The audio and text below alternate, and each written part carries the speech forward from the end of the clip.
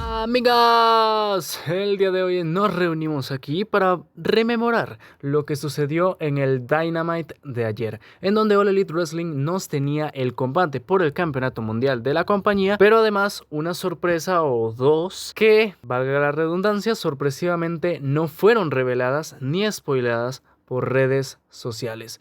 Sin decir más, iniciemos con el resumen del programa de All Elite Wrestling Dynamite del 9 de febrero de 2022. El show se llevó a cabo desde Atlantic City y inició con la presencia de Wardlow, responsable directo de la derrota de CM Punk la semana pasada. Este venía con carteles de MJF. Le dio a Justin Roberts un papel el cual decía en qué forma tenía que presentar a Tully Blanchard y FTR. Después entró Shawn Spears trayendo consigo un papel que decía la forma en la que debería anunciar a MJF. The king of all elite wrestling, greatest of all time, the man who beat PG Punk, Chicago, Maxwell Jacob Friedman, MJF. La entrada de MJF fue muy buena y además le pega que haya hecho presencia así. De paso, casi se come a la modelo a besos. Increíble MJF, la puta madre. Después de todo esto, empezó a destacar su victoria ante CM Punk la semana pasada, recalcando cada que podía que lo había vencido ya en 2 ocasiones. Se autoproclamó el mejor en el mundo y además el nuevo campeón mundial de All Elite Wrestling. Ante tanta hablada, apareció CM Punk. Este se veía con rencor y le dijo a MJF que quería una revancha. Bueno, también le dijo que él realmente no ganó, pero en fin. Eso sí, la revancha no se la exigió a MJF, sino a Wardlow, el cual es la marioneta de MJF y Punk intentó hacerlo entrar en razón. La siguiente parte no la entendí, pero básicamente aparecieron Sting y Darby Allin para escudar a Punk. Este último sugirió una lucha de tríos, sin embargo Maxwell declinó la idea y más bien le propuso que FTR se enfrentara a CM Punk y un compañero de la escogencia del Punketo. Reto lógicamente aceptado. Siguen las tensiones no solo entre Punk y MJF, sino también con Wardlow, que cada vez se ve menos contento de servirle a MJF. Después, en bastidores, vemos un careo entre Andrade, Sting y Darby. Andrade, con su inglés de Harvard, le dice a Darby que si él captura el título de TNT, Andrade será el próximo. El primer combate de la noche fue protagonizado por The Blade y Wardlow. Fue un combate que duró más de lo normal, cosa que me sorprendió. En esta ocasión el monstruo Wardlow no la tuvo tan fácil, pero al final encadenó sus 5 bombazos para así llevarse la victoria. De regalo, Shawn Spears le regaló un silletazo a The Blade. Lo siguiente sería la reunión de The Inner Circle. Como me encanta la entrada de Jericho, no me cansaré de decirlo. Bien, Jericho explicó que por más que quiso que Santana y Ortiz estuvieran cerca, no los encontró en todo el día. Estos aparecieron para recriminarle a Jericho su poca preocupación por los demás, argumentando que cada vez que ellos estaban cerca del éxito, Jericho los hacía bajados de ese tren. Jericho se defiende diciendo que sin él, Santana y Ortiz no serían nada y que si en algún momento no pudieron ser campeones en pareja es meramente por su culpa. Las cosas se ponen más tensas hasta el punto en el que Santana, Ortiz, no sé, le ponen las manos a Jericho encima. Seguido, Sammy Guevara intenta apaciguar las aguas, a lo que Jericho lo manda a callar. Esto inmediatamente le cambia el chip a Guevara, porque se retira del ring diciendo que deja The Inner Circle. Para terminar, Santana y Ortiz retan a Jericho y Hager a un combate en parejas la próxima semana. Poco a poco se va disoluyendo este stable y sobre todo es positivo ya que ya llevan mucho tiempo siendo en backstage. Adam Cole y The Jukebox aparecen para hablar sobre Rocky Romero y Trent Beretta, sus rivales en Rampage. Ante esto aparecen ellos a atacar, pero también aparece una de las sorpresas de la noche.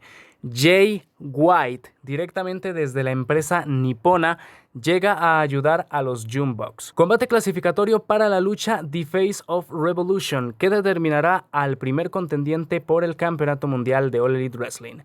Isaiah Cassidy se enfrenta ante...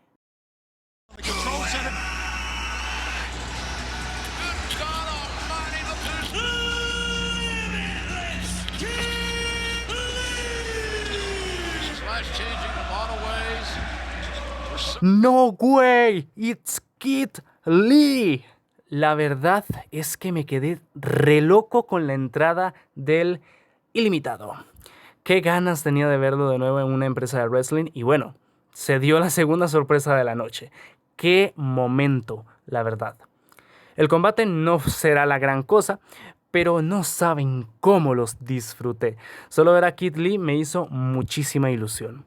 Hubieron múltiples intervenciones, pero vamos, estamos hablando de Kid Lee, hermano. El combate acabó con un Spirit Bomb que hace que Kid Lee clasifique al combate en Revolution. Después del combate, lo atacaron, pero Lee se las garchó como solo él sabe hacerlo. Qué bonito fue verlo de nuevo en acción. Momento de comerciales, ya vengo, los dejo con Sammy. Siguiente lucha, que es por parejas entre FTR y CM Punk y su compañero especial. Esto para una revancha en el futuro contra MJF. Adivinen quién fue el compañero de CM Punk.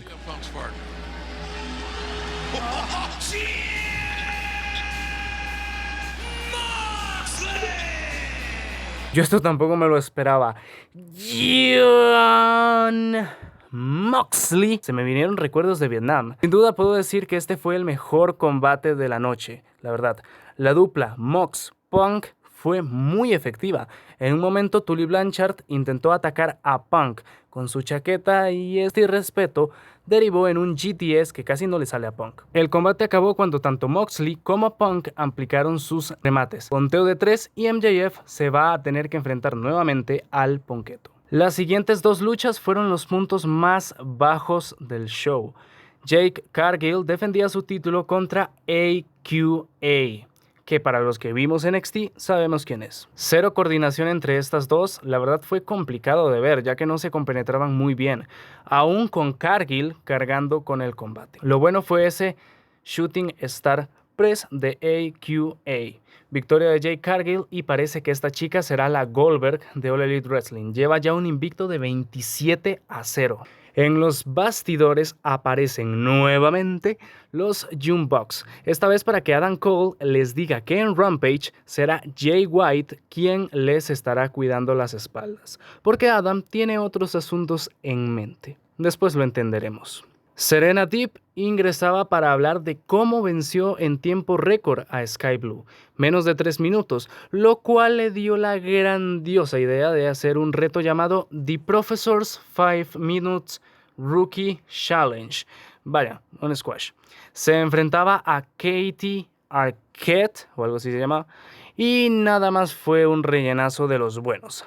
Y a lo de Greff pusieron un contador en la main tron. Y al llegar a los 4 minutos exactos, se detuvo porque ganó Serena como era de esperarse. Si van a ver el show, les recomiendo que se lo pasen. Llegamos al main event, en esta ocasión por el título mundial de All Elite Wrestling. The Cowboy Shit defendía su cinturón en un Texas Death Match ante Lance Archer. Reglas para ganar por conteo a 10 o rendición. Sonó la música de Lance, pero este último en ningún momento salió, porque Hackman lo asaltó atrás de la escenografía y así poco a poco fueron escalando al ring. Tremendo como Archer quebró el vidrio que estaba en su lado de entrada. El combate fue un desmadre total, porque por un lado veíamos a estos dos luchando y en otro veíamos como tanto Jake de Snake Roberts y Dan Lambert tocaban los huevos. Este último le valió riata y quitó la tercera cuerda, esto para evitar el remate de Page. Momentos a destacar, un moonsault en la parte del público.